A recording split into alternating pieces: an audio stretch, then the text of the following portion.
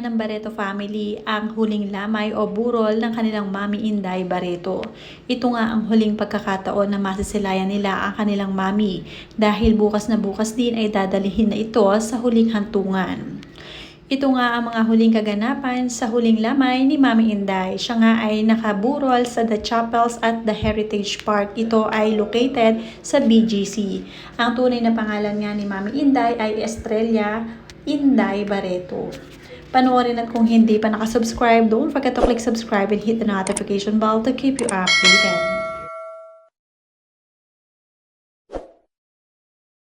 Marami nga ang nagmamahal kay Mami Inday Barreto at dito nga ay talagang nagpupuntahan ang mga kasamahan sa industriya ni Claudine Barreto at ng Barreto Sisters. 6 and 7. Okay. 13 and 1400. Okay.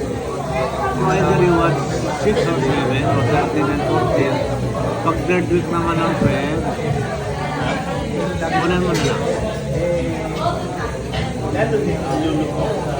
Tama naman, dapat ko na muna. Ayan, para mamili ka na lang. Oh my God, mag-pick out yung mga anak ko. Ako mo, dali na yung mga bata. Yeah. Kasi 7th birthday ni Noah, imbes na ako, di ba mag 7th birthday? Ano na? Oo. Tapos ko kayo din mo.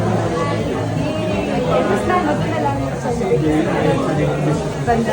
But excited sila. Lalo si Kaya. Punong abala nga itong si Claudine Barreto sa huling lamay ng kanyang Mami Inday. Lahat ng pumupunta ay talagang iniistima niyang mabuti. Ang kagandahan lamang sa mga Barreto sisters ay nagkakaunawaan sila in times like this. Nagkaayos-ayos nga ang pamilya niya at talagang ikinatuwa ito ng kanilang mga tagahanga. Makikita nga ang sitwasyon sa labas ng The Heritage Chapel na kung saan ay marami pa rin talaga ang dumadalaw kay Mami Inday Barreto, lalong-lalo na ngayon na huling lamay na nga niya. Mabilis lamang din ang naging burol nga ni Mami Inday Barreto at agad nga rin nila itong ipinakremate. Mas ginusto nilang ipakremate itong si Mami Inday para mas madali rin nilang mabibisita anytime nila gustuhin. Marami nga ang mga fans na patuloy na nakikisimpatya sa pamilya Barreto.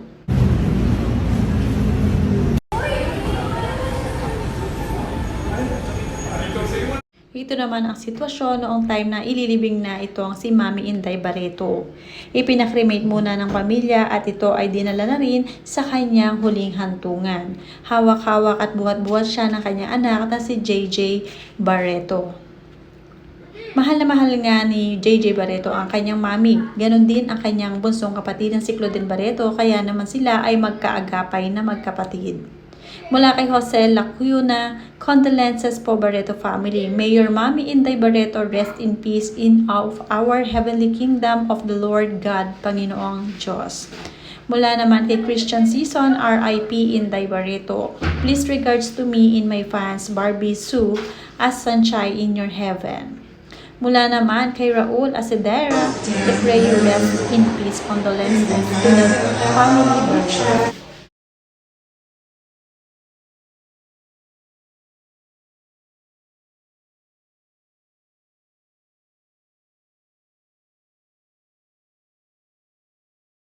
Ito naman ang sitwasyon ng magkapatid na Claudine Barreto at Joaquin Barreto. Sila talagang magkapatid ay very close sa isa't isa at nagkakantahan pa nga sila ng isang very emotional song. Daman-daman nila ang kalungkutang magkapatid at talagang hindi sila nag-iiwanan.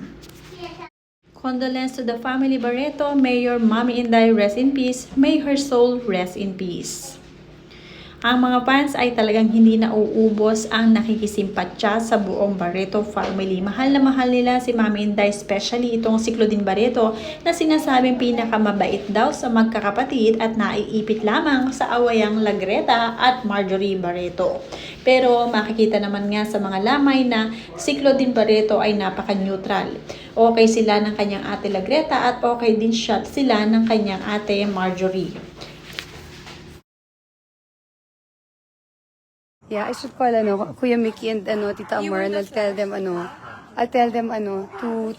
look at it. Ayan. Oh my God, I look so terrible. Oh my gosh. First time nang walang lip tint talaga. Ganda pa, diamond pa rin. Wow. So warm, no? Really good night. First full moon of mom. Paramdam yung mom mo ate. And you know, there's this story na it's called the old ladies. I call it the old ladies bedroom. And kasi parang yung memory ko kasi photographic. 62% photographic memory. So that's why so I had the girlfriend before of JJ. Her name's Ria Alcantara. She's in the States. My Ate Ria. I hope you're watching, Ate Ria. What do you call this?